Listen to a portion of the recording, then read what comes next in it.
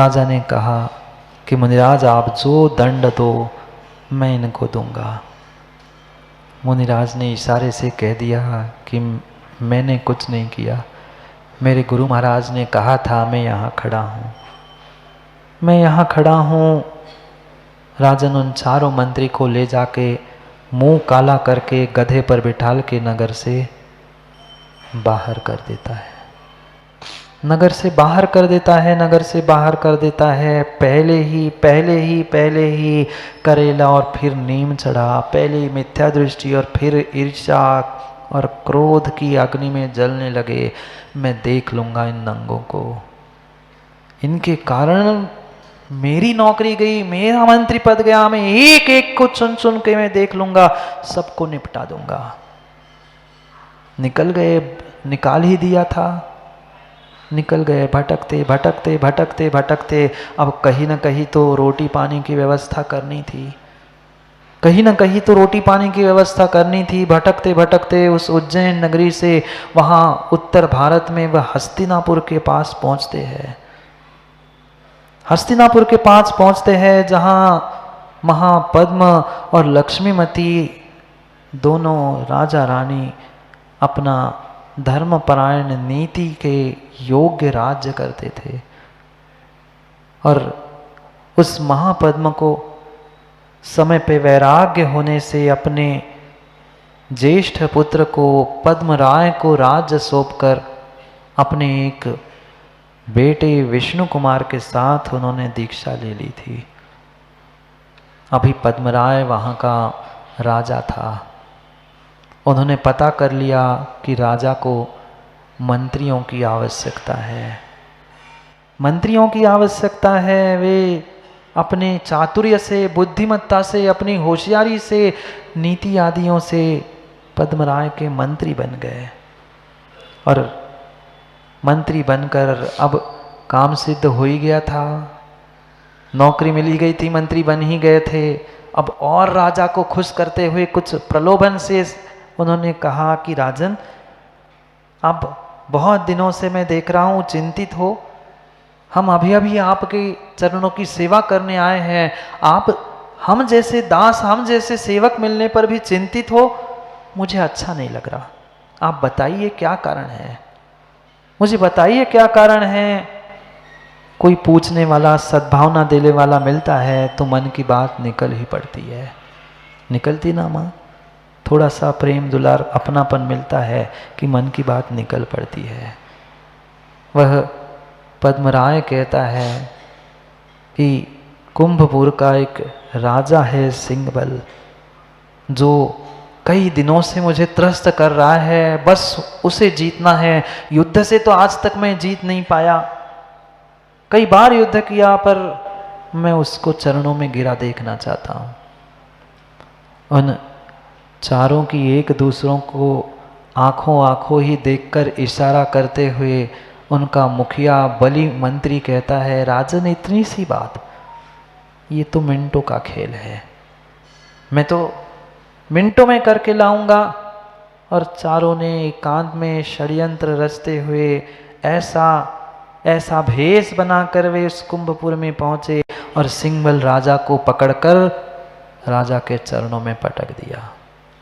पद्मराय भी खुश हो गया, पद्मराय भी खुश हो गया और कहता है कि वाह, इतने सालों से जो मैं नहीं कर पाया था, कोई नहीं कर पाया था, वो आपने किया है, बहुत बढ़िया।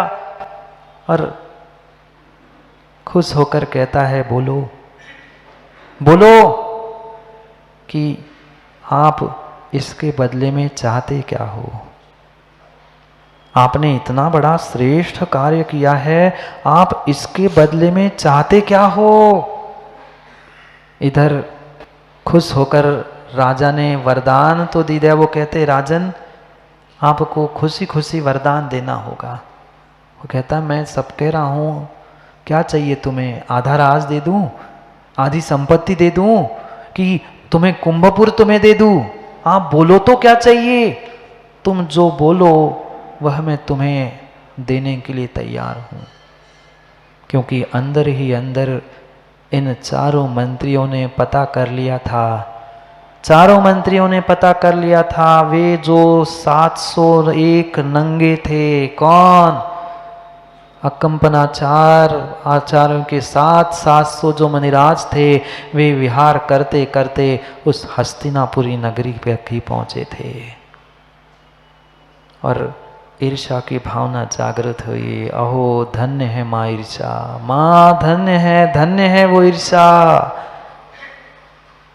अग्नि पुनः जलने लगी। मैं अब देखता हूँ, तब तो कुछ नहीं कर पाया था, अब तो राजा भी मेरा है। और उन्होंने कहा मैं वरदान में मांग लूँगा, अभी नहीं, समय आने दो, समय आने दो, समय आने दो, जब देना है तब दे देना सेठी जी, पर पहले से वरदान दे के फंस मत जाना। हाँ, घर में भी किसी को वरदान मत देना। एक ने वरदान दिया था, राम और लक्ष्मण आदि का क्या क्या हुआ था सब जानते हैं। ये दूसरा वरदान, ठीक है समय आने पर दे दूंगा, आशीर्वाद तथास्तु। वो समय का ही इंतजार कर रहे थे, समय का ही इंतजार कर रहे थे। वह समय आ गया, क्योंकि नियोग ऐसे ही होते हैं, नियोग ऐसे ही होते हैं। पूर्व जन्म के कुछ न कुछ नियोग से वैसे ही संयोग बनते हैं। उधर विहार करते करते उसी हस्तिनापुरी नगर में, उद्यान में मुनिराज 701 मुनिराज आकर विराजमान हो गए। जैसे ही रातों रात खबर लगती है, वे रात में ही राजा के पास जाते हैं। राजन, आपने कहा था, आपने वरदान दिया था, हमें कुछ नहीं चाहिए, मात्र 7 दिन का राज्य चाहिए। राजा कहता है कल दरबार में बैठ के चर्चा करेंगे। नहीं, कल किसने देखा? आप तो कल सुबह से ही हम चारों राजा हैं, कल के लिए आशीर्वाद दे दो, आप तथास्तु कह दो। आपने कहा था कि आप जब मांगोगे तब मैं आपका वरदान पूरा कर दूंगा। आपके लिए हमने इतना कुछ किया और आप हमारे लिए कुछ नहीं करोगे? ब्लैकमेलिंग, इमोशनल ब्लैकमेलिंग शुरू हो गई।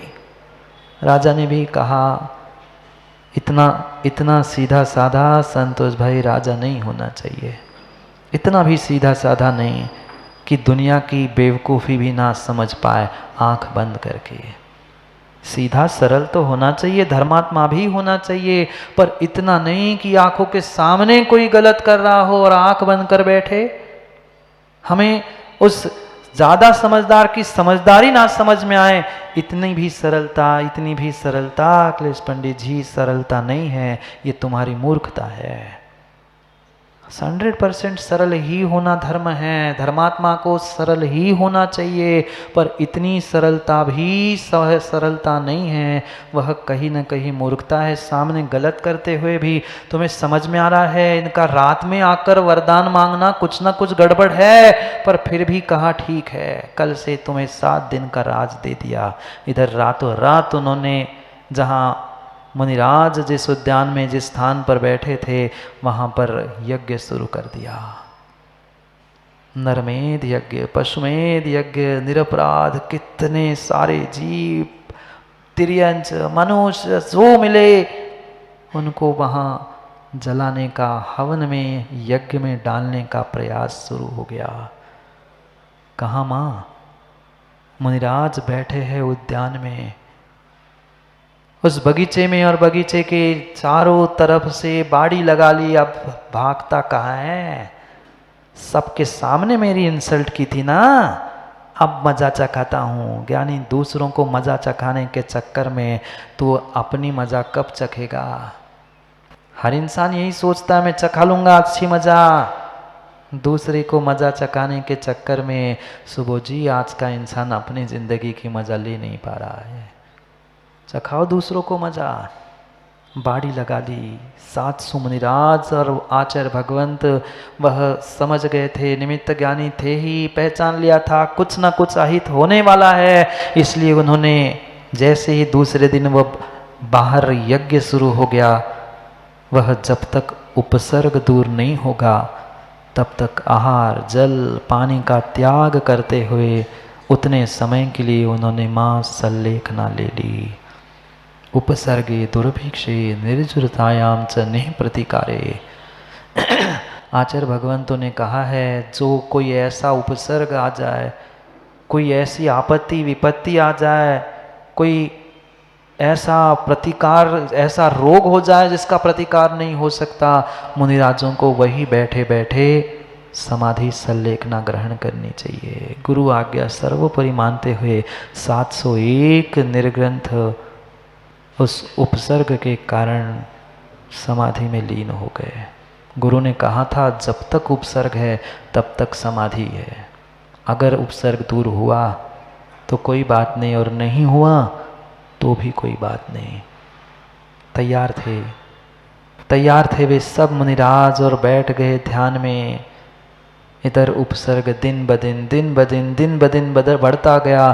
पहले दिन अगर 100, 200, 500 तिर्यंच को जलाया था, पशुओं को हवन में डाला था, दूसरे दिन दुगना तिगना बढ़ता जा रहा था। इधर जैसा उपसर्ग बढ़ता जा रहा था, सोचो थोड़ी सी माँ मिर्च की खटास नाक में मुंह में जाती है तो गला कैसे हो जाता है। जहाँ चमड़ा जल रहा हो, रबड़ जलता है, प्लास्टिक जलता है तो कैसा होता है, और जहाँ साक्षात चमड़ा जल रहा हो, पशु जल रहे हो, क्या मुनिराजों पे, कंठ पे, उनके श्वास पे, उनके पूरे शरीर पर हो रहा होगा।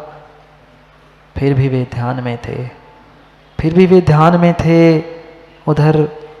उधर मिथिला नगर में एक आचार्य भगवंत श्रुत चंद्राचार्य विराजते थे। वह रात्रि का प्रहर था, अंतिम प्रहर था, सुबह होने ही वाली थी। उन्होंने विश्राम मुद्रा में लेटे लेटे आकाश की ओर देखा और आकाश में देखते हुए श्रवण नक्षत्र को टूटते देखा। 27 नक्षत्र होते हैं, उसमें से श्रवण नक्षत्र को टूटते देखा, और जैसे ही आंखों से टूटते हुए उस श्रुत चंद्राचार्य ने देखा, वे तड़ाक से उठकर बैठते और जोर से बोल पड़ते, ओहो घोर उपसर्ग, मुनिराजों पे घोर उपसर्ग। बगल में एक शुल्लक जी लेटे थे, वो भी उठते। मैंने तो आज तक मुनिराज को रात में बात करते नहीं देखा, और आज ऐसी क्या बात हो गई। मुनिराज, मेरे गुरु भगवान के मुख से शब्द निकले। शुल्लक जी पहुंचते हैं पास और निवेदन कहते हैं कि भगवान, आज तक तो मैंने आपको कभी रात में बोलते हुए नहीं देखा। भले ही मूल गुण नहीं है, पर मूल गुण की सुरक्षा के लिए मुनिराजों को रात्रि नहीं बोलना यह आज्ञा दी है। वो पुष्पदन शुल्लक पूछते हैं कि भगवान, आज ऐसा क्या हुआ जो आप ऐसी रात में बोल पड़े। बेटा, 701 मुनिराजों के प्राण हथेली पे है। 701 मुनिराजों के प्राण हथेली पे है। कब उनके प्राण चले जाए मुझे भरोसा नहीं है। ऐसा क्या हुआ बेटा, आज अभी इस पहले प्रहर में मैंने देखा कि श्रवण नक्षत्र टूट रहा है, कहीं न कहीं मुनिराजों पे उपसर्ग चल रहा है, और मैंने अपने ज्ञान से जान लिया है कि हस्तिनापुर में 701 मुनिराजों पर घोर उपसर्ग चल रहा है। वो छोटा सा शुल्लक हाथ जोड़कर कहता है, भगवान मुझे आप आज्ञा कीजिए, मैं अपनी प्राणों की आहुति देने के लिए भी तैयार हूं। अगर मैं 701 मुनिराजों को बचा पाया तो मैं अपनी पर्याय को धन्य मान लूंगा, आप आज्ञा तो करो। आचार्य भगवान कहते हैं, बेटा मैं तेरे से यही उम्मीद रखता था, आज कहीं उपसर्ग की बात आ जाए तो अखिलेश पंडित जी जैसे लोग पूछते, जैसे बुरी नहीं मानना, और मान भी लो तो क्या कर लोगे, हो सो मान लो और नहीं हो सो नहीं मानो। पूछते हैं कौन है, कहाँ है, किसके संग में, कौन से मंदिर में है, कौन से पंथ के है। बाकलीवाल जी, पूछने से काम नहीं होने वाला। उस शुल्लक ने पंकज भाई कह दिया कि मैं प्राणों की बाजी लगा लूंगा, आप गुरुजी आज्ञा करो। बचा पाऊं ना बचा पाऊं ये बात की बात है, पर कम से कम आग लगाने की जगह बाग लगाने में तो काम आ जाऊं, बाग लगाने के काम आ जाऊं, आग बुझाने के काम आ जाऊं। श्रुत चंद्राचार्य महाराज कहते हैं, बेटा तू पिछली अवस्था में, मतलब शुल्लक दीक्षा लेने के पहले तो एक विद्याधर था। भूल मत करना, विद्या का मैंने त्याग करवाया है, पर तुम्हारी विद्या भी छोटी नहीं है। मैं आज्ञा देता हूं, तुम अपने उस विद्या के बलबूते पर, उस विद्या के माध्यम से पहुंचना और उस उपसर्ग को दूर करना। वो कहता है मैं इतना छोटा सा कर लूंगा, तुम्हें बेटा मात्र इतना काम करना है। उपसर्ग को दूर करने वाला एक रिद्धिधारी मुनिराज, आज इस धरा पर है, वही इकलौता इस उपसर्ग को दूर कर सकता है। गुरुजी बताइए कहाँ, कब, कैसे जाना है?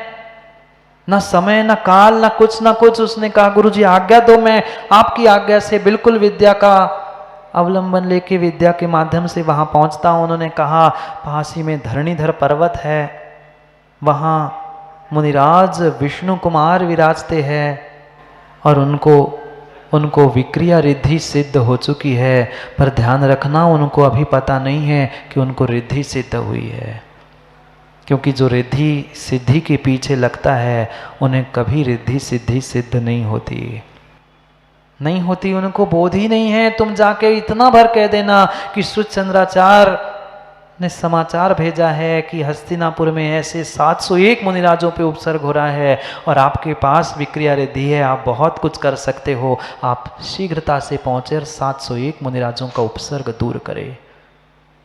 वे पुष्पदन शुल्लक उठते हैं और तुरंत विद्या के माध्यम से उस धरणीधर पर्वत पे जाते हैं, निवेदन करते हैं कि भगवान मेरे गुरु ने आपके पास भेजा है, आपकी ही शायद इतनी योग्यता है कि आप मुनिराजों के उपसर्ग को दूर कर सकते हो। कैसे करूं? उन्होंने कहा मेरे गुरु ने कहा है आपको विक्रिया रिद्धि हुई, मुझे, मैं तो ध्यान में हूं। उसने कहा नहीं, आप देखो। जैसे ही वह श्रुतचंद्राचार्य की आज्ञा मिलती है, उन्होंने अपना एक हाथ लंबा किया, समझ में आ गया अरे हाँ मुझे तो सही में विक्रिया रिद्धि प्रकट हो गई है। वो कहता है चलो, कहां पहुंचना है, क्या आज्ञा दी है तुम्हारे गुरुवर ने, बताओ। वो पूरा वृत्तांत कहता है, शुल्लक पूरा वृत्तांत कहता है कि चलो आपको वहां जाना है। और वह विष्णु कुमार मुनिराज निर्णय करते हैं कि हाँ, अगर मेरे अकेले के प्राण जाकर 701 मुनिराजों के प्राण, उनकी साधना, उनकी तपस्या बच रही है, तो मेरी दीक्षा, मेरे प्राण, मेरा सब कुछ भी चला जाए। आज का धर्मात्मा नहीं था अखिलेश, आज का साधु, आज का श्रावक, आज का धर्मात्मा, आज का तथाकथित सम्यक दृष्टि और आज का इंसान भी नहीं था। वह यूं ही वात्सल्य के अंग में प्रसिद्ध नहीं हुए। श्रावकों ध्यान रखना, कोई श्रावक का नाम नहीं, विष्णु कुमार मुनिराज का नाम आता है वात्सल्यांग में।